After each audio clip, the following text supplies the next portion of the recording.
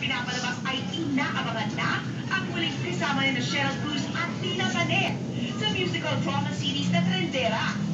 Kasama rin dito ang 80s idol na si Dingdong Avanzado na first time na mamamanood sa ganitong classic show.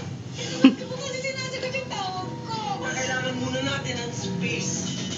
Napahanga naman ang miyembro ng press at husay ng mga artista bumubuo sa programang Obsession na pinamumunahan ni Marvin Agustin, Martin Escudero, Neri Naig at Tahago.